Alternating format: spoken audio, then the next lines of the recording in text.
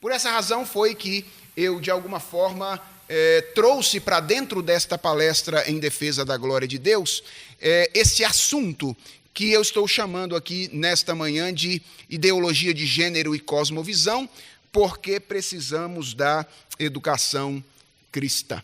Então, ideologia de gênero é uma dessas ideias contrárias à fé que nós enfrentamos no mundo contemporâneo, que tem se tornado cada vez mais popular, não é?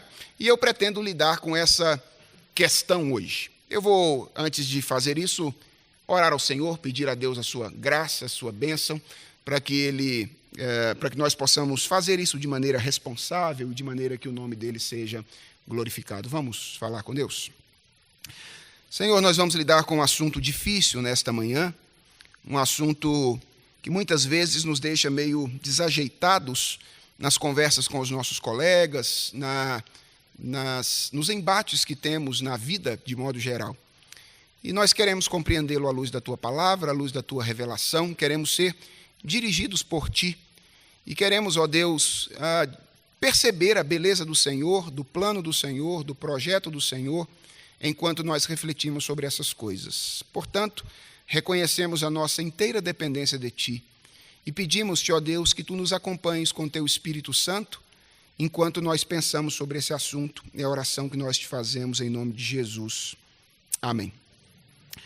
Meus irmãos, se vocês ficam espantados com a popularização de ideias contrárias à fé cristã, a primeira coisa que eu gostaria de dizer é que não deveriam ficar, ok? Não deveríamos estar espantados com isso, porque nós temos orientação bíblica de que isso aconteceria há muito tempo. A Bíblia diz que o mundo jaz no maligno. E Paulo, orientando a Timóteo, diz que nos últimos dias, os dias seriam difíceis. Nós enfrentaríamos momentos difíceis. Então, eu acredito que não deve ser algo espantoso para um cristão que ideias contrárias à fé cristã, como é a questão da ideologia de gênero, de alguma forma se torne popular no mundo em que nós vivemos. Mas eu confesso que eu compartilho um pouco do espanto de alguns cristãos com relação a duas coisas. Primeiro, com relação à facilidade com que ideias como essa têm adentrado a um país que se diz de matriz cultural cristã. O Brasil diz ser um país de matriz cultural cristã. No entanto, nós temos visto o estabelecimento dessas ideias com muita rapidez e com muita facilidade do nosso país, e eu acho que isso é uma questão espantosa. E uma outra questão espantosa é que, frequentemente, alguns cristãos mais progressistas têm muitas vezes se simpatizado e aderido a ideologias como essas, a crenças como essas que têm um direcionamento absolutamente contrário à vontade revelada de Deus. Pois bem, tendo em vista isso, eu gostaria hoje de falar sobre a ideologia de gênero e a maneira como nós cristãos devemos lidar com essa questão e como ela está relacionada de alguma forma à educação. E como esse é um assunto bastante diverso, bastante amplo, eu gostaria de deixar muito claro qual é o meu objetivo nesta manhã, começando por aquilo que eu não pretendo fazer, ok? Então, o que eu não pretendo fazer para não frustrar você ao longo da minha palestra? Eu não pretendo oferecer uma abordagem psicológica sobre a questão da disforia de gênero. Disforia de gênero é o termo técnico para esse desconforto que alguém sente em relação ao seu sexo biológico. Eu não quero trabalhar com uma abordagem psicológica da disforia de gênero. Ou seja, algumas perguntas como: por que alguém experimenta esse tipo de desconforto? De onde ele nasce? Como nós devemos lidar com ele? Elas são importantes, mas não fazem parte do meu objetivo nesta manhã, tá bom? Não vou fazer uma abordagem psicológica sobre essa questão da disforia de gênero. Em segundo lugar, eu não pretendo também discutir a maneira como a igreja deve lidar com pessoas que lidam com disforia de gênero. Essa também é uma outra questão importante. Eu confesso a vocês que Às vezes eu acho que a gente é muito desajeitado, nós enquanto igreja, para lidar com pessoas que estão tendo lutas com essa questão da sua sexualidade, da sua identidade sexual. Então nós precisamos pensar sobre essa questão, mas esse não é o propósito da minha abordagem também nesta manhã. Então, o que eu pretendo fazer com vocês, basicamente, ou o meu objetivo com vocês nesta manhã, é fazer uma sugestão simples. Óbvio que o caminho será um pouco mais complexo, mas a sugestão que eu pretendo fazer ao final é muito simples. O que eu pretendo fazer é mostrar que a facilidade e a rapidez com que ideologias anticristãs são assimiladas pela nossa sociedade, como é o caso da ideologia de gênero, e a razão pela qual ela ganha muitas vezes até a simpatia de pessoas que se identificam como pessoas cristãs, está relacionada à educação que nós temos ou à educação que nós tivemos. Então, eu comecei dizendo que é algo espantoso que a ideologia de gênero ou ideologias anticristãs como a ideologia de gênero seja assimilada tão rapidamente e recebam inclusive a simpatia de pessoas que se dizem cristãs. Isso é algo espantoso. O que eu quero sugerir na minha palestra ao final é que isso tem a ver de maneira bem específica com a educação que nós recebemos e continuamos recebendo no nosso país. O caminho que eu pretendo seguir é basicamente o seguinte, para a gente chegar nesse ponto final. Eu quero, em primeiro lugar, definir ideologia de gênero, garantir, então, que você compreenda o que é esse negócio de ideologia de gênero. Depois eu pretendo avaliar a ideologia de gênero. Eu pretendo fazer isso em dois movimentos. Primeiro, mostrar que ela tem alguns problemas de natureza teórica e de natureza prática. E depois mostrar que ela depende de uma cosmovisão anticristã. A minha ênfase vai estar nisso. Eu vou avaliar a ideologia de gênero dizendo, olha, ela sofre desse problema lógico, ela sofre desses problemas práticos, mas o que eu quero enfatizar é o meu segundo movimento, mostrando como na base da ideologia de gênero existe um conjunto de crenças que não combina com a fé cristã. Para então chegarmos à nossa sugestão final de que a assimilação rápida e fácil da ideologia de gênero tem a ver com a questão da educação que nós recebemos. Então, vamos caminhar rapidamente aqui para o primeiro passo, que é a definição de ideologia de gênero. Eu creio que um bom ponto de partida para nós definirmos sobre o que estamos falando quando nós falamos de ideologia de gênero é considerar as duas maiores palavras que formam essa expressão. A primeira palavra é a palavra ideologia, que é uma palavra bastante complicada, que se tornou popular a partir do movimento marxista, mas que poderia ser definida de maneira básica, a grosso modo, como um conjunto instrumental de ideias. E por que eu estou chamando esse conjunto de ideias de um conjunto instrumental?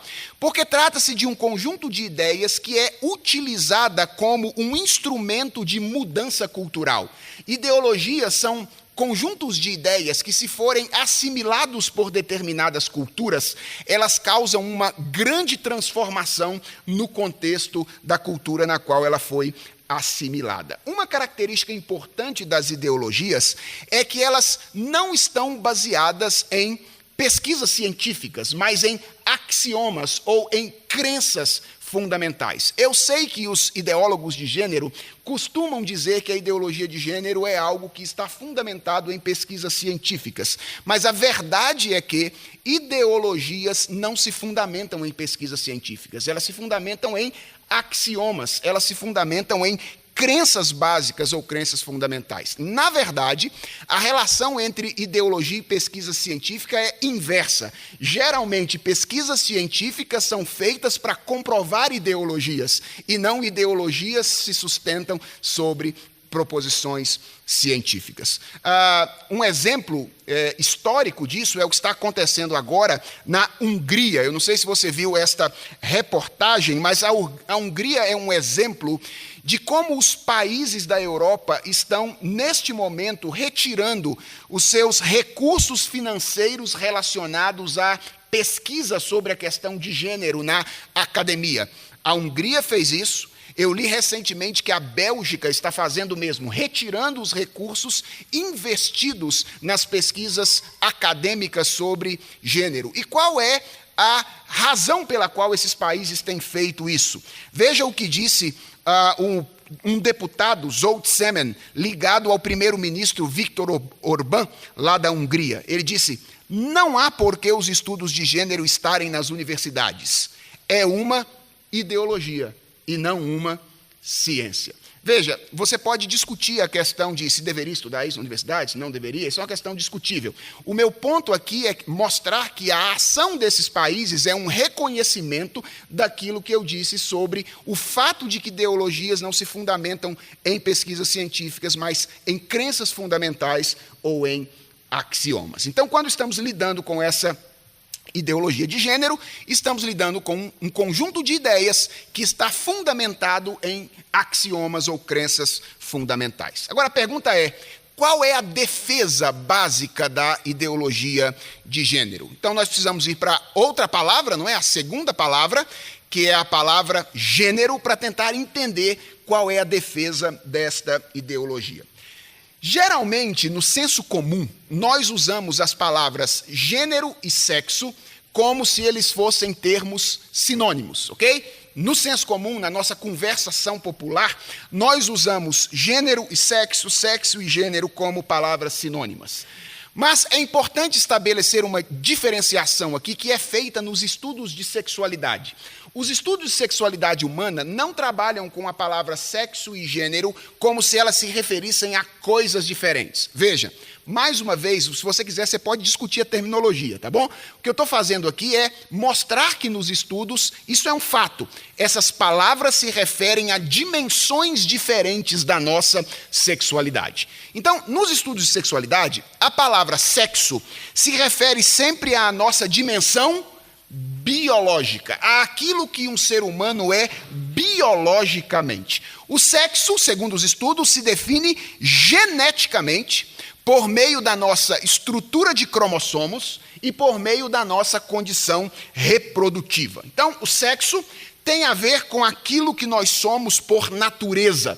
É alguma coisa que é dado e não pode ser variável. É algo que nós somos por natureza. Existem quantos sexos, segundo os estudos de sexualidade? A maioria deles é unânime em dizer que existem apenas 2 sexos. Ou um indivíduo nasce com a genitália masculina, ou ele nasce com a genitália feminina. Ou o indivíduo nasce como membro do sexo feminino ou como do sexo masculino.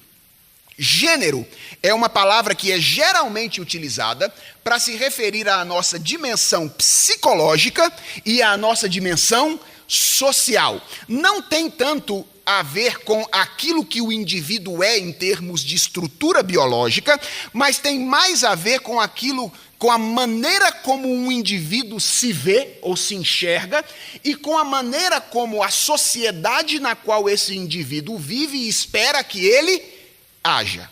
Está claro isso? Então, sexo tem a ver com a nossa dimensão biológica, nos estudos de sexualidade. Gênero tem a ver com a nossa dimensão psicológica e a nossa dimensão social. Há um sentido de fato no qual o gênero é um elemento que demanda um processo de construção. Deixa eu trabalhar com vocês 2 exemplos para deixar isso muito claro. Quando um bebê nasce, ele nasce e já no primeiro dia de vida, no primeiro momento de vida, você sabe qual é o sexo daquele bebê. Ele é do sexo masculino ou do sexo feminino. Mas a consciência de gênero, ela não é dada de imediato. O bebê não sabe imediatamente que ele é um homem e não uma mulher, ou que ele é uma mulher e não é o homem.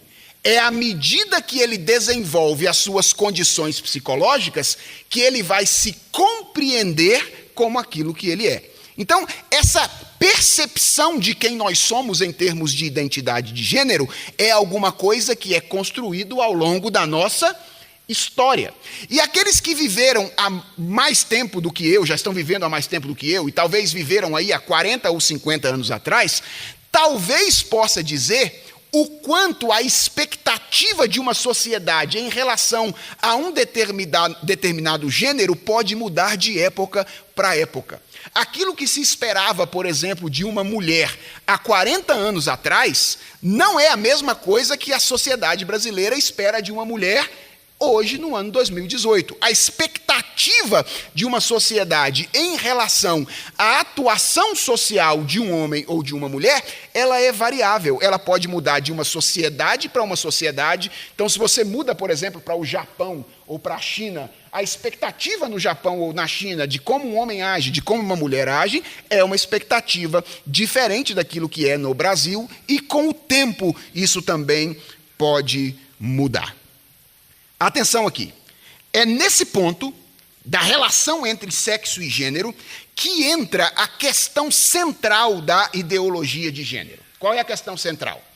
Historicamente, o entendimento regular sempre foi o de que deve haver uma relação necessária e harmônica entre o sexo e o gênero de uma pessoa. Ou seja, historicamente, sempre se imaginou que o sexo biológico de alguém deveria exercer determinação sobre a sua percepção de gênero e sobre a maneira como a pessoa responde à expectativa da sociedade em relação ao seu gênero. Em outras palavras, de acordo com o pensamento histórico mais comum, se uma pessoa nasce com o sexo feminino, o que é esperado dela?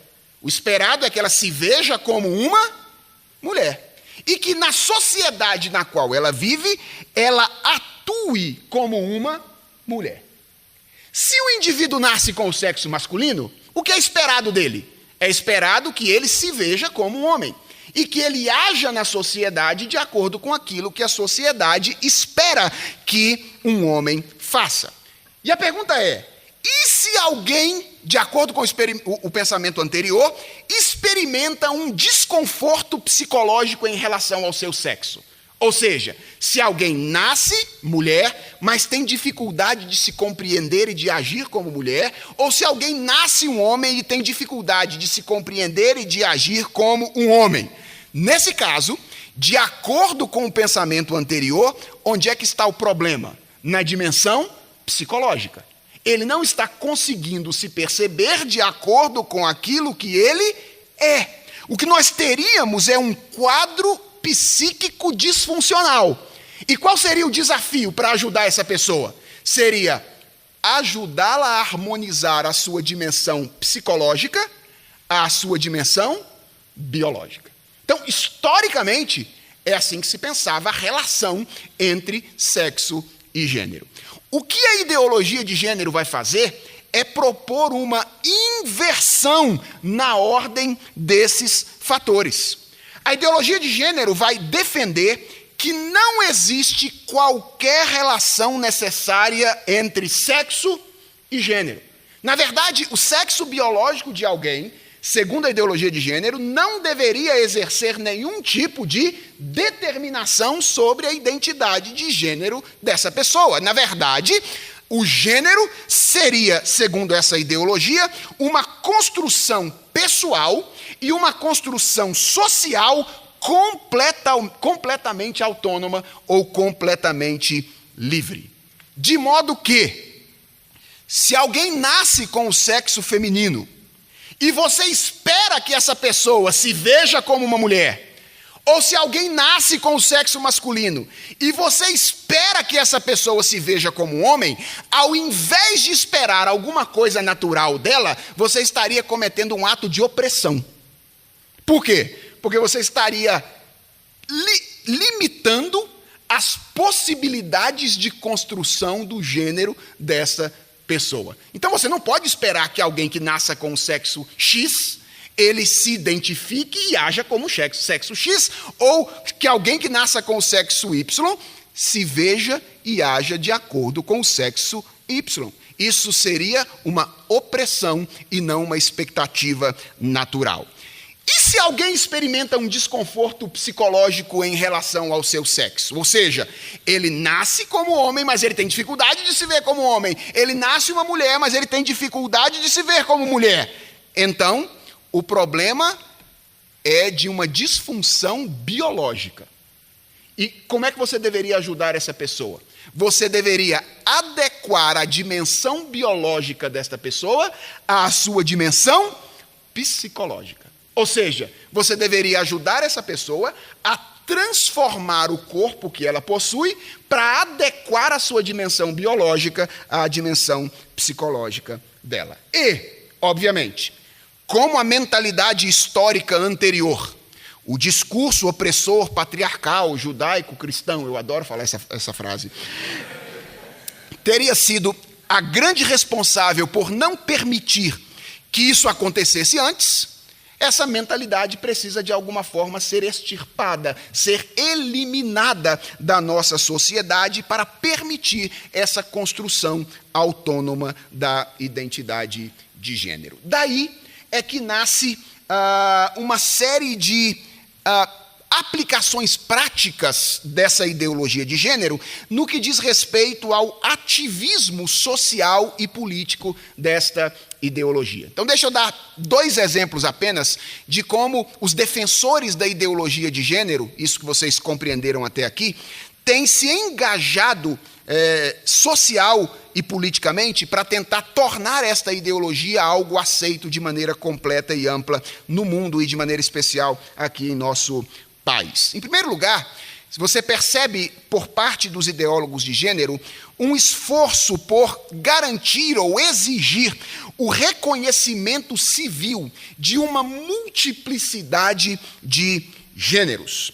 Talvez você não saiba, mas se você mora na cidade de Nova York, ou se você muda para a cidade de Nova York, você tem hoje a possibilidade de identificação, tanto em âmbitos profissionais quanto oficiais, com 31 diferentes tipos de gênero. Então, se você vai preencher um documento na cidade de Nova York para trabalho ou alguma coisa e tem que se identificar como gênero, de acordo com o seu gênero, identificar o seu gênero, você tem a possibilidade de se identificar entre 31 diferentes tipos de gênero em Nova York. Se você mora no Reino Unido e você vai abrir uma conta no Facebook, então, pasme, você tem a possibilidade de escolher entre 71 diferentes tipos de gênero. Então, de 2, o Facebook do Reino Unido alterou para 71 diferentes tipos de gênero. Por quê? Por causa desse esforço político e social de ideólogos de gênero de tornar o reconhecimento civil da variedade de gêneros algo obrigatório. Além dessa exigência, os adeptos da ideologia de gênero têm defendido alterações na mentalidade pedagógica que são extremamente significativas. Uma das coisas que a ideologia de gênero tem defendido com frequência é aquilo que tem sido chamado de parentalidade neutra. O que seria a parentalidade neutra? Uma espécie de criação eclética dos filhos. A sugestão dos ideólogos de gênero é que os pais não façam nenhuma distinção enquanto criam seus filhos nos brinquedos que oferecem para eles brincarem, no tipo de cor e de roupas que eles oferecem para essas crianças agirem, com o objetivo de não violentar a liberdade dessa criança na escolha da sua identidade de gênero. Talvez o caso mais famoso de parentalidade neutra seja o dessa criança que eu trouxe aí, o caso de Sasha, que nasceu no ano de 2007 e foi criada por 5 anos sem que a sociedade soubesse qual é o seu sexo biológico. Somente no ano de 2012 foi que os pais dessa criança revelaram ao mundo que se tratava de um menino. Sasha era um menino. Embora na sua festa de aniversário de 5 anos, essa é a foto da festa de aniversário dele, ele tenha escolhido como presente esta fantasia de fada, exatamente por ter sido criado de maneira neutra pelos seus pais durante todo esse período. Um detalhe importante quanto a essa questão da mentalidade pedagógica. No ano passado, no Canadá, nós tivemos o primeiro registro documental de uma criança com sexo indeterminado. Então, uma criança que nasceu no Canadá no ano de 2007, foi registrada no lugar onde tinha de registro do seu gênero, lá não tinha nem masculino nem feminino, mas foi substituído pela letra U, que é a primeira letra da palavra indeterminado na língua inglesa. Então, nós já temos uma criança registrada no mundo hoje com o sexo indeterminado.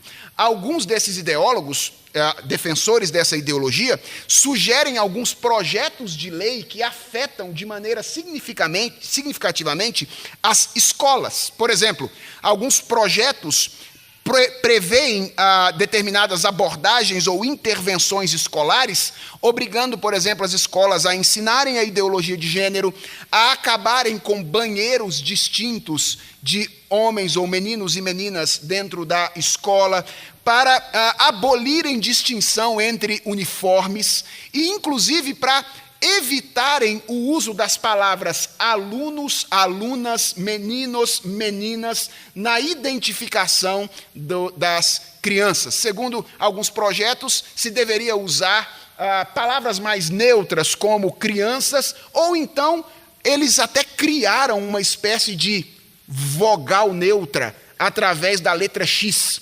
Ao invés de dizer meninos e meninas, ou alunos e alunas, você deveria dizer meninix ou alunix, não é? Para, de alguma forma, permitir que todos os gêneros fossem englobados nessa maneira de comunicação. Talvez você esteja dizendo assim, mas, pastor, isso aí é só projeto político, né? Isso aí assim, não aconteceu na realidade, não. Aquelas duas imagens que estão ali são imagens de um colégio centenário no Rio de Janeiro, o Colégio Dom Pedro, que durante um período, eu não sei se isso permaneceu, mas pelo menos durante um período foi simpático à ideologia de gênero e aboliu a diferença de uniformes. Ali você pode ver um menino e uma menina vestidos de saia, talvez não dê para ver de maneira tão clara, e ali você tem a imagem de recados, alguns recados que foram pregados na escola com essa maneira de comunicação, ao invés de dizer alunos, alunas, usando as palavras alunix ou meninix para se referir aos seus estudantes. Tudo isso para mostrar um pouco desse ativismo social, desse ativismo político que a ideologia de gênero tem, de alguma forma, feito no nosso país e no mundo de um modo geral. Então, até aqui eu acredito que vocês tenham clareza agora do que se trata essa ideologia. Trata-se de uma ideologia que promove uma inversão na relação entre sexo e gênero e defende que o sexo biológico não deve ter nenhuma determinação na identidade de gênero de um indivíduo. Pelo contrário, na verdade, o gênero pode ser construído de forma livre e autônoma pelo indivíduo, independente da determinação do seu sexo biológico. A pergunta é, como é que nós poderíamos avaliar esta ideologia de gênero? Eu quero mostrar agora para vocês 3 rápidos problemas que a ideologia de gênero tem, na minha opinião. Um é um problema mais lógico, mais racional, e 2 outros são problemas mais práticos. Meu objetivo é mostrar para vocês que a ideologia de gênero é uma ideologia incoerente, ela não passa pelo teste da razão, e mostrar para vocês que a ideologia de gênero é uma ideologia inconsistente, ela não passa pelo teste da prática. Então vamos começar aqui pelo problema teórico da ideologia de gênero. Qual seria o problema teórico da ideologia de gênero? O que eu trago a vocês nessa manhã é o que eu tenho chamado de a impossibilidade de justificar a singularidade da questão de gênero em relação a outros estados subjetivos. Eu vou explicar isso, tá? A ideologia de gênero sofre da impossibilidade de justificar a singularidade da questão de gênero em relação a outros estados subjetivos. Ficou meio difícil, não ficou? Então deixa eu tentar usar um exemplo para explicar o que eu estou querendo comunicar. Imagine que uma mulher chegue em um consultório médico e diga mais ou menos o seguinte para o médico que o atende: doutor, eu tenho pensado em suicídio, porque eu sinto que eu sou uma pessoa amputada e eu estou presa no corpo de uma pessoa normal. Você pode me ajudar arrancando uma das minhas pernas saudáveis? Então imagina que uma pessoa chegue no consultório médico e diga isso ao médico. Essa mulher imediatamente seria diagnosticada com um transtorno psíquico, cujo nome é transtorno de identidade de integridade corporal, que no DSM, que é o Manual de Distúrbios Mentais usados pelos psiquiatras, é chamado de xenomelia. Então, se uma mulher chegasse para um médico e dissesse: doutor, eu me sinto uma amputada presa no corpo de uma mulher normal. Me ajuda, por favor, arrancando uma das minhas pernas para que a minha dimensão biológica se adeque à minha dimensão psíquica. O médico olharia para ela e diria: eu não posso fazer isso por você. Você tem um transtorno psíquico chamado xenomelia e eu vou encaminhar você para um psiquiatra. Ok? Agora imagine que essa mesma mulher se declarasse um homem. Dissesse a um médico: eu tenho o sentimento de que sou um homem. E ela pedisse ao médico que realizasse nela uma mastectomia dupla. Ou seja, tirasse os seus 2 seios saudáveis para que ela pudesse se adequar em termos biológicos ao seu sentimento psicológico. Ela seria imediatamente identificada como um transgênero e seria atendida na sua solicitação. A pergunta que não quer calar é a seguinte: por que, quando alguém deseja tirar uma perna ou um braço saudável por causa de um determinado sentimento de incômodo, ele é diagnosticado com um transtorno e proibido, mas quando ele quer tirar os seios saudáveis por causa de um outro sentimento de incômodo, ele pode fazer isso? Qual é a diferença, a singularidade de um sentimento em relação ao outro sentimento? Há uma inconsistência lógica clara na ideologia de gênero aí. E ela é incapaz de explicar por que o sentimento em relação ao gênero é singular em relação a outros tipos de sentimento. Eu não sei se você viu isso, mas na semana passada, um indivíduo chamado Emily Ratelband, um holandês, de 69 anos, entrou com um recurso nos tribunais da Holanda para alterar a sua idade de 69 para 64 anos. Ele já tinha entrado uma vez na corte holandesa, mas ele havia sido proibido de realizar essa alteração de idade. E ele então recorreu agora à corte holandesa, dizendo: por que quando alguém deseja alterar o gênero, vocês permitem, mas quando alguém quer alterar a idade, vocês não permitem? E por que ele queria alterar a idade? Simples. Porque ele estava com dificuldade de arrumar emprego e porque ele estava com dificuldade de arrumar namorada no Tinder. Então ele queria botar 49 anos para que ele pudesse ter mais facilidade de encontrar emprego e as mulheres se interessassem mais por ele, porque ele achava que ele tinha uma aparência de 49 anos de idade. A pergunta é: qual é a diferença entre o sentimento em relação ao gênero e o sentimento em relação à idade? Ambos são estados subjetivos idênticos e não há singularidade de um em relação ao outro. Então, a ideologia de gênero é uma ideologia inconsistente, teoricamente falando. Mas ela não é apenas inconsistente ou irracional. Ela é também uma ideologia que traz problemas de natureza prática.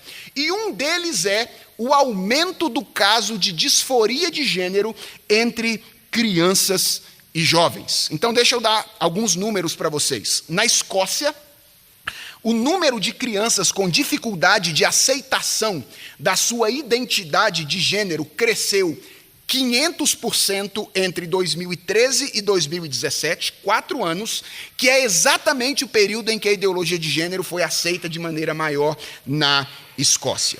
E na Inglaterra, entre 2010 e 2015, 5 anos, o número de adolescentes e jovens com a mesma dificuldade cresceu 1000%.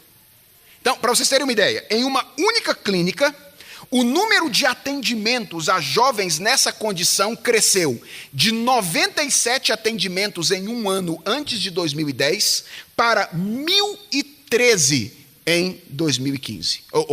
2015? Isso, em 2015. no período de 5 anos. Então, o que eu estou querendo dizer com isso? É que uma ideologia que prometia trazer mais tranquilidade para as pessoas, onde se estabeleceu, demonstrou, na verdade, trazer mais problemas para as pessoas. Houve um crescimento de pessoas com dificuldade em relação ao seu sexo biológico nos países onde a ideologia de gênero se estabeleceu. E um outro problema prático da ideologia de gênero é que ela amplifica a desigualdade entre homens e mulheres e coloca as mulheres em situações desiguais de competição. É importante dizer isso porque, geralmente, essa é uma ideologia apregoada como defensora da igualdade. Mas a verdade é que ela causa desigualdades entre os gêneros. Eu não sei se você conhece esta pessoa que está aí na imagem, mas o nome dela é Fallon Fox. Fallon Fox é a primeira lutadora de MMA transexual. Veja bem se você entendeu. Um homem nasceu com o sexo masculino, tem estrutura física de homem, mas se identifica como uma mulher, fez algumas mudanças no corpo para parecer mais com uma mulher e recebeu autorização para bater em mulheres em público. Diante dos olhos de toda a sociedade aplaude, com base no politicamente correto, Fallon Fox, alguém que nasceu um homem, bater em uma mulher em público. O que acontece se eu bater na minha mulher lá em casa? Com alguma razão, aliás, com toda razão, o que acontece se eu bater numa mulher lá em casa? O que acontece? Lei Maria da Penha. Eu vou preso, com toda razão, porque não é digno, não é direito um homem bater em uma mulher. Mas a ideologia de gênero faz com que um monte de gente pare diante da televisão para assistir um homem bater em uma mulher. No ano de 2014, Fallon Fox enfrentou uma lutadora chamada Tamika Brents. E o resultado foi o seguinte: um nocaute em menos de 3 minutos, uma convulsão, uma fratura na região dos olhos e 7 pontos na cabeça. Esse foi o resultado em menos de 3 minutos. E depois da luta, Brents deu uma entrevista sobre como teria sido lutar com Fallon Fox naquele dia. E ela disse o seguinte: lutei muitas vezes contra mulheres e nunca senti a força que senti em uma luta como naquela noite. Aí vem o desgraçado do politicamente correto. Não posso responder se é porque ela nasceu homem ou não. Como não pode? É óbvio que é por isso. Como não pode se responder? Mas é o politicamente correto. Porque eu não sou médico. Ora, bolas, não precisa ser médico para saber que homens têm estrutura física mais forte do que mulheres, pelo menos na maioria dos casos. Só posso dizer, diz Brents, nunca me senti tão dominada em minha vida. E sou uma mulher forte. O seu aperto era diferente. E eu geralmente posso me movimentar no clinch contra outras mulheres, mas eu simplesmente não conseguia me mover no clinch com Fox. Clinch é aquele momento em que os dois lutadores vão para o chão. E ela diz, olha, todas as vezes que eu luto com mulheres e que eu vou para o chão com elas, eu consigo me movimentar. Mas naquele dia, junto com o Fallon Fox, eu simplesmente não conseguia me mover. A ideologia de gênero faz isso. Ela apregoa ser uma ideologia de igualdade, mas ela acaba por gerar desigualdade entre as pessoas. Mas eu disse a vocês que, nesse processo de avaliação, embora eu fosse apresentar aqui algumas questões problemáticas da ideologia de gênero, o que mais me interessa é a cosmovisão dessa ideologia. Ou seja, eu disse que eu procuraria mostrar como ela é dependente de uma estrutura de pensamento que é completamente contrária à fé cristã. E é isso que eu pretendo fazer a partir de agora, apresentando a vocês quais são as 3 grandes teses fundamentais da ideologia de gênero e mostrando como é que elas são contrapostas pelo ensino da palavra de Deus. Então vamos lá. Qual é a primeira grande tese da ideologia de gênero que compõe a estrutura de pensamento que sustenta esta ideologia? A primeira tese é a tese de que o corpo com o que nascemos é um fato casual E por isso, ele não pode exercer determinação sobre a nossa identidade. Essa é a primeira grande tese fundamental da ideologia de gênero. O corpo com o qual alguém nasce é um elemento que acontece por acaso, é algo que acontece por acaso. Então você não deve permitir que algo que acontece por acaso seja determinante nas suas escolhas e nas suas decisões. A pergunta é: o que a Bíblia diz acerca do corpo que nós temos ou da realidade na qual nós vivemos? Em primeiro lugar, a Bíblia diz que tudo o que existe foi feito por Deus. E a Bíblia faz questão de dizer que tanto as coisas materiais quanto as coisas imateriais foram feitas por Ele. No princípio criou Deus os céus e a terra. E a grande maioria dos estudiosos entendem que essa é uma distinção entre coisas imateriais e as coisas materiais. Deus criou todas as coisas. Em segundo lugar, Deus criou todas as coisas através da sua palavra, chamando cada uma pelo seu nome. As coisas que Deus criou não foram criadas para receber um significado a posteriori. Deus não falou assim, surge um negócio aí, depois a gente diz o que isso é. Não, Deus disse, haja luz. E houve o quê? Luz. Deus chama as coisas pelo nome, atribuindo a cada uma dessas coisas um significado. As coisas, portanto, não existem sem significado para receber um significado depois, mas elas existem, cada uma delas, com um significado prévio atribuído pelo Criador. Em terceiro lugar, a Bíblia diz que Deus atribuiu propósito a cada uma das coisas que Ele criou. A Bíblia diz que Deus criou o sol para governar o dia. A Bíblia diz que Deus criou a lua para governar a noite. E a Bíblia diz que o homem, enquanto ser criado, também tem um propósito pré-determinado, que é espelhar a imagem de Deus, dentre outras formas, através de um relacionamento entre diferentes iguais. Porque, afinal de contas, é isso que acontece no contexto da Trindade. Diferentes iguais estão em relacionamento. E o homem foi criado para isso, para expressar na sua maneira de relacionar a maneira como Deus se relaciona. Mas a Bíblia não para por aí. A Bíblia diz também que Deus governa o mundo criado nos seus mínimos detalhes, de modo que nem mesmo as coisas mais aparentemente insignificantes do universo acontecem à parte do governo e do controle de Deus. Por exemplo, a Bíblia diz que nem um passarinho cai se Deus não estiver envolvido nesse negócio. A Bíblia diz que até os fios de cabelo da nossa cabeça estão contados por Deus. Deus está governando absolutamente todas as coisas. Ora bolas, se Deus se preocupa com coisas tão insignificantes quanto a quantidade de cabelos que nós temos na cabeça ou o passarinho que cai, estaria correto dizer que o corpo que nós temos é algo que acontece casualmente? Por acaso? É óbvio que essa afirmação da ideologia de gênero só é possível se a verdade bíblica sobre a criação for rejeitada, se a verdade bíblica sobre o governo soberano de Deus for anulada. Então, essa é uma verdade primária da ideologia de gênero, contra a qual a Bíblia se coloca contrária. A segunda verdade fundamental que compõe a estrutura de pensamento da ideologia de gênero é que a nossa identidade de gênero deve ser determinada pelos nossos desejos. Os nossos desejos devem ser sempre atendidos porque eles são bons. Na verdade, mal são o corpo e a sociedade que não permite que os seus desejos sejam satisfeitos, ok?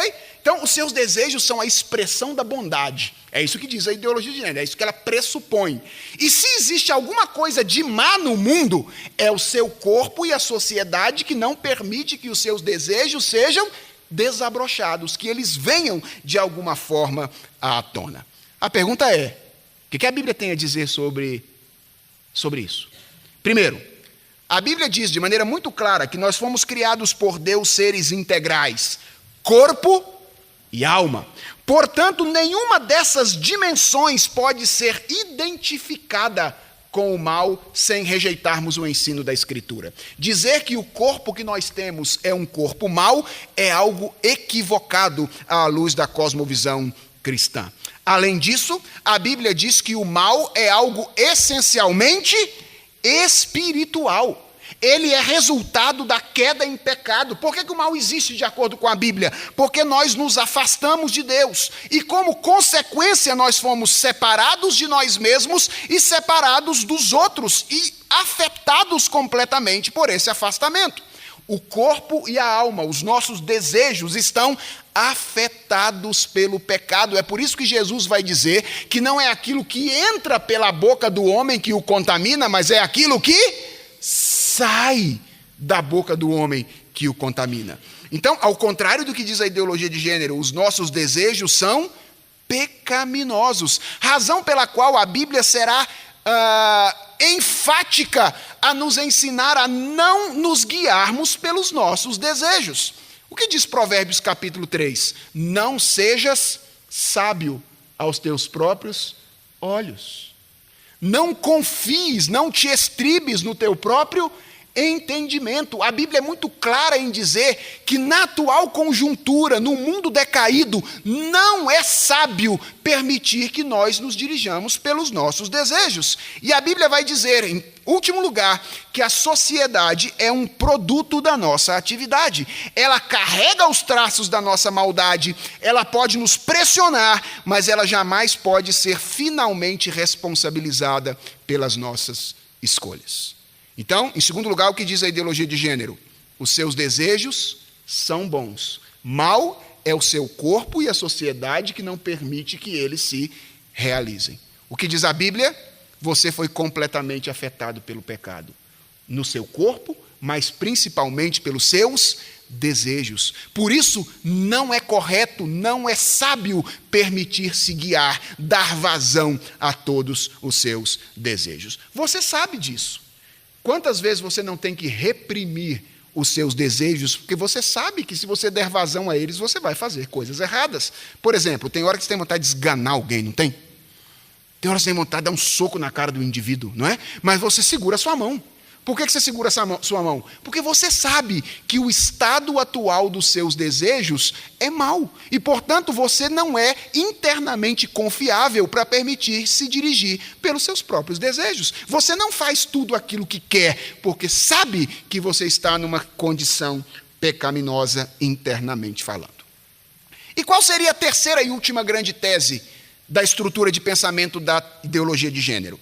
A terceira e última tese é de que a nossa satisfação depende de fazer com que os nossos desejos e escolhas sejam aceitos e recebam a concordância das pessoas, mesmo que para isso alguma imposição seja necessária. Ou seja, sabe por que você não é feliz? É o que diz a ideologia de gênero. É porque você tem muita gente contra você nesse seu jeito de viver. Então você precisa fazer com que os seus desejos se tornem reais e aceitos pelas pessoas. Ainda que isso custe algum tipo de imposição, a princípio, nós precisamos, diz a ideologia de gênero, fazer com que a sociedade engula, aceite e concorde com a maneira como nós vivemos, porque a nossa felicidade depende da aceitação e da concordância dos outros.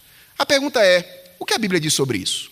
Primeiro, a Bíblia diz que satisfação é dádiva e não construção autônoma. Ou seja, felicidade não é alguma coisa que nós construímos com as nossas mãos. Felicidade é alguma coisa que nós recebemos. É alguma coisa que Deus nos oferece. É alguma coisa que Deus nos concede. E Ele faz isso, obviamente, na pessoa de Jesus Cristo. Se a causa pela qual a deterioração do mundo é real foi o afastamento da criatura do Criador, como é que a criatura pode retornar para essa relação, para que ele encontre verdadeiramente o seu sentido e o seu significado? Por que as criaturas têm muitas vezes dificuldade de lidarem com a sua própria identidade? Porque eles estão separados do Criador. Eles têm infelicidade na sua relação consigo mesmo por causa da sua distância de Deus. E a Bíblia ensina que o resgate da nossa verdadeira identidade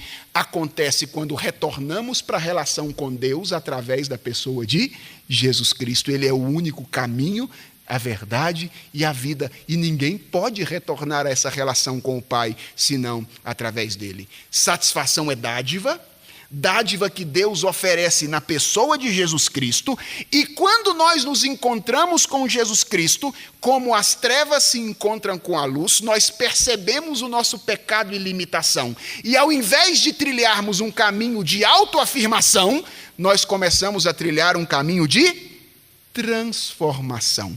Ou seja, quando nós encontramos com Jesus, que nos traz a verdadeira felicidade, nós percebemos que não éramos ou não somos quem deveríamos ser e começamos a ser trabalhados por Deus na relação com Ele para sermos aquilo que deveríamos ser desde a nossa verdadeira origem.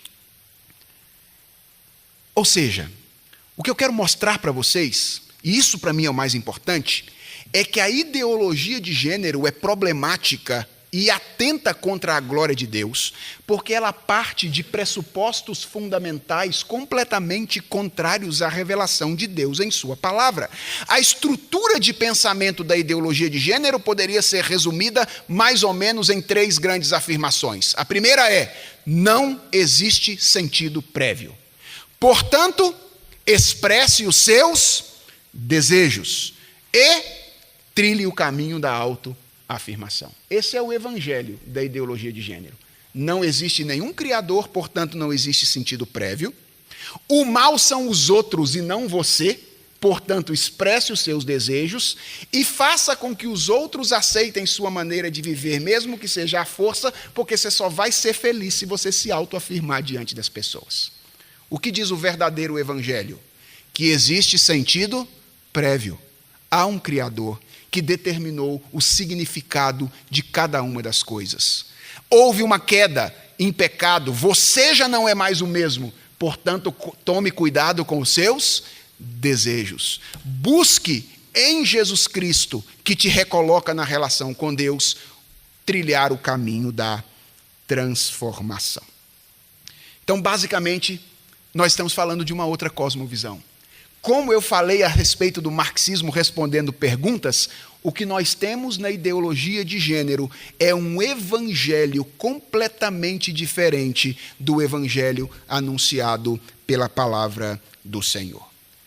Mas qual era a minha questão inicial mesmo? A minha questão é: por que algo tão contrário à fé cristã é assimilado com tanta facilidade numa cultura de matriz cristã, até mesmo por pessoas que se identificam como pessoas pertencentes à tradição evangélica? É claro que isso é uma questão que pode ser pesquisada, não é? Alguém pode decidir fazer um trabalho mais abrangente sobre essa questão, mas eu tenho uma sugestão inicial. E qual é a sugestão que tenho? É que eu creio que isso tem a ver com a ausência, com a falta de uma mente cristã no evangelicalismo brasileiro. Ou seja, nós precisamos fazer essa distinção. Uma coisa é ser cristão na dimensão existencial da nossa vida, ser transformado pelo Espírito Santo de Deus, a ponto de que se o céu se rasgar daqui a pouco e Jesus Cristo voltar, você vai para o céu, ok? Isso é uma coisa. Outra coisa é pensar de maneira cristã. São coisas diferentes. E o apóstolo Paulo diz que a segunda coisa é fundamental para que nós experimentemos a boa, perfeita e agradável vontade de Deus. Que nós nos renovemos por meio da transformação da nossa maneira de pensar.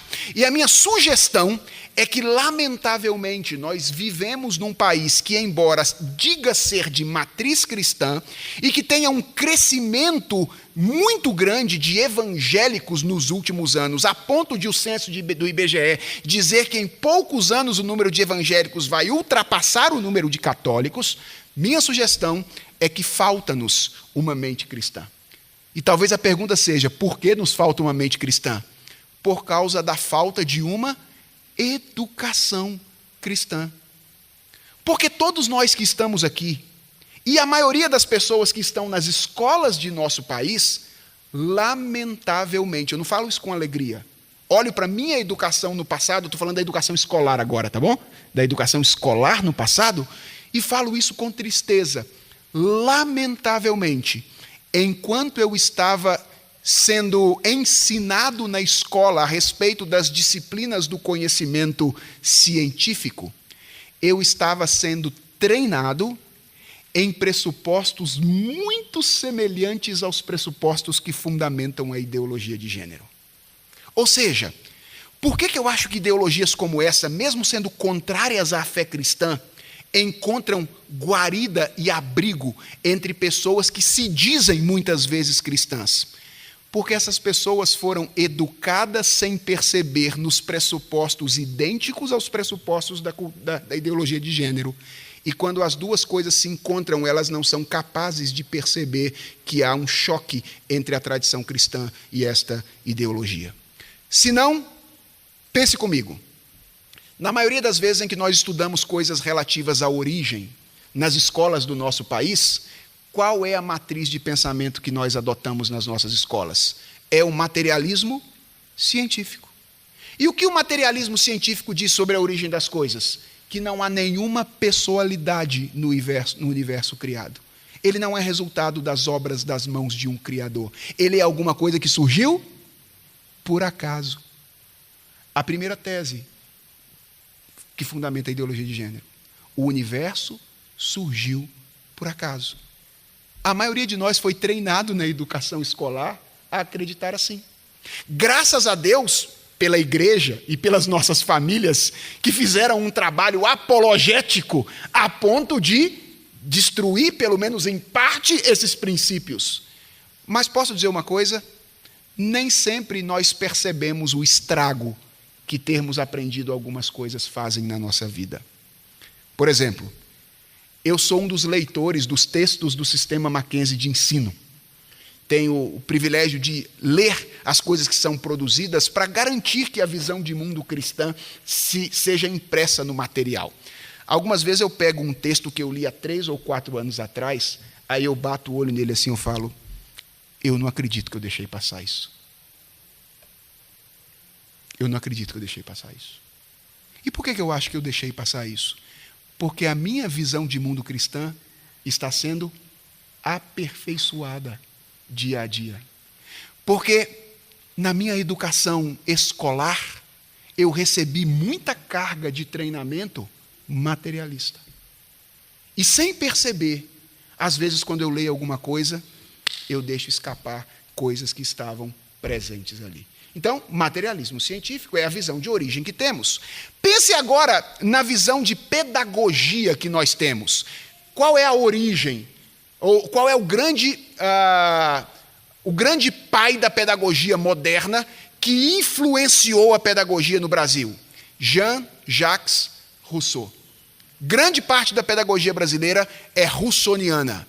E por meio da pedagogia russoniana, o que nós recebemos? Uma antropologia romântica. Rousseau era o indivíduo que dizia que o indivíduo nasce bom e que a sociedade o corrompe. Não existe maldade dentro de você. A maldade está fora de você. E se existe alguma maldade fora de você, é porque você a internalizou. Porque você é originalmente bom, mal são os outros. Antropologia romântica, que sustenta, de certa forma, toda a pedagogia com a qual nós trabalhamos de maneira maior no Brasil. E pense como nós fomos incentivados na nossa atuação social. Grande parte do incentivo que recebemos para a nossa atuação social, nós recebemos de perspectivas do conflito, da qual o marxismo talvez seja a principal, que diz: você está numa guerra, o outro quer detonar você, e se você não agir de maneira forte contra o outro, você não vai conseguir se estabelecer e ser feliz. Ou seja, a matriz educacional com a qual a geração de cristãos contemporânea brasileira foi educada, pelo menos na educação escolar, e continua sendo, carrega na base pressupostos semelhantes aos pressupostos da ideologia de gênero. Quando ela chega, pelo menos no nível do inconsciente, junta a fome com a vontade de comer. E nós temos dificuldade, então, pela falta dessa mente cristã, de diagnosticar os seus problemas. Talvez, essa é a minha sugestão, aí tenha um caminho de explicação pela qual uma ideologia tão anticristã como essa tem sido estabelecida e aceita por uma cultura de matriz cristã e por muitos cristãos que se identificam como evangélicos em nossa cultura. Para encerrar, como é que nós devemos nos relacionar com isso? Ou o que entender essas coisas deve nos levar a refletir e a fazer a partir daqui? Eu creio que, basicamente, nós temos um chamado aqui, depois dessa palestra, a considerar 3 necessidades urgentes que temos no contexto da igreja brasileira.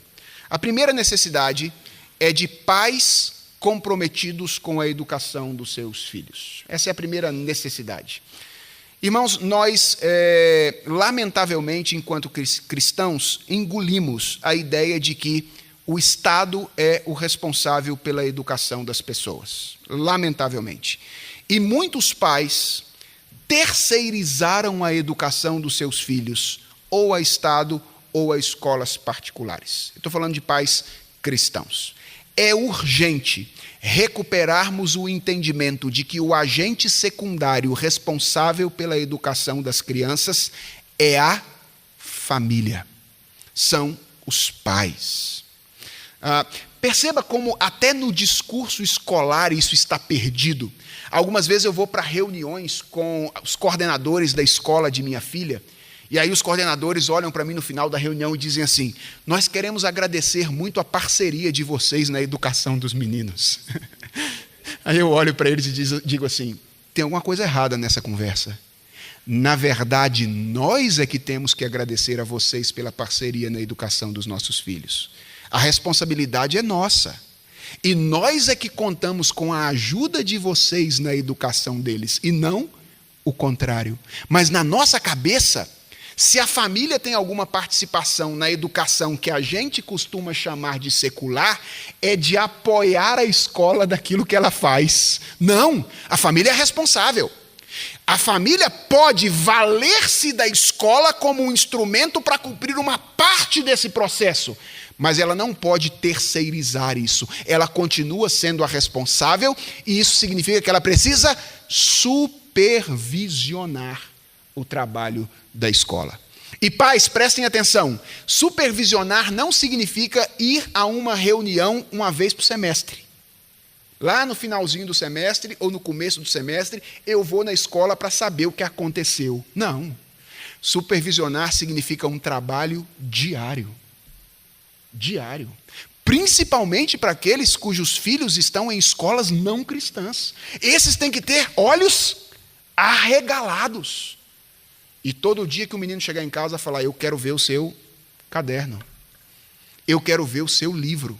Eu quero que você me conte como a professora abordou esse conteúdo na sua escola. Isso significa supervisionar.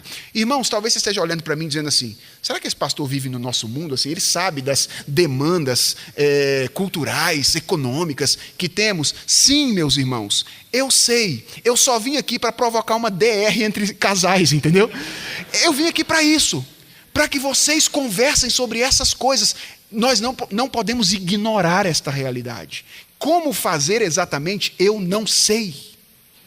O que eu sei é que famílias precisam refletir sobre a sua responsabilidade na educação dos seus filhos. Precisamos de pais comprometidos. Em segundo lugar, nós precisamos de igrejas atentas.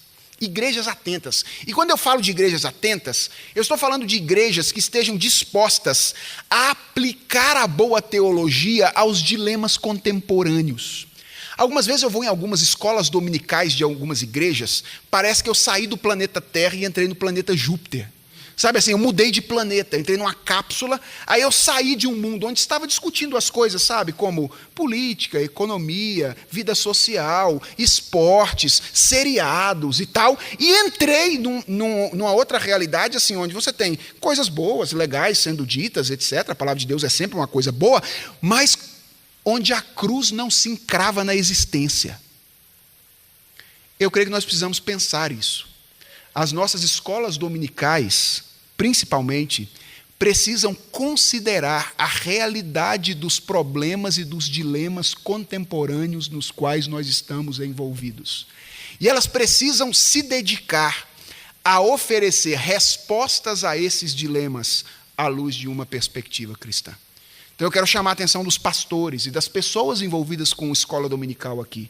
Nós precisamos fazer com que aquilo que nós ensinamos seja aplicado aos problemas contemporâneos. Eu não estou sugerindo que a gente mude a nossa teologia. Nós não podemos fazer isso. Nós recebemos a palavra de Deus e nós a transmitimos. Mas é parte da nossa tarefa teológica aplicar o ensino aos problemas da nossa realidade. E eu quero, por último, encerrar dizendo que faria muito bem a igreja brasileira se nós fortalecêssemos o ministério, o número e a seriedade de escolas cristãs em nosso país. Por quê? Porque escolas cristãs poderiam ser instrumentos colaborativos melhores para os pais no ensino sobre os seus filhos. Ou seja, um pai que tem um filho envolvido numa escola não cristã tem um desafio apologético enorme pela frente. Mas esse desafio apologético talvez pudesse ser diminuído, o caminho pudesse ser estreitado se houvesse uma conversa idêntica, se tivesse uma unidade de princípios entre aquilo que é ensinado em casa, na igreja e na escola. Então eu não sei se tem algum empresário me ouvindo, eu não sei se tem alguma igreja que já pensou em abrir uma escola cristã, mas talvez hoje seja o dia de pensar seriamente nisso, de fazer dessa possibilidade de serviço a Deus, que é ajudar famílias na educação dos seus filhos, através de uma educação escolar fundamentada em princípios bíblicos, uma realidade concreta na nossa experiência. Eu espero que tenha sido de alguma forma útil a vocês e que Deus queira utilizar todo esse tempo de conversa para nos estimular a defender a glória de Deus quando ela estiver sendo atacada por ideias contrárias à sua palavra, que colocam em xeque aquilo que ele diz. Que Deus nos abençoe. Amém.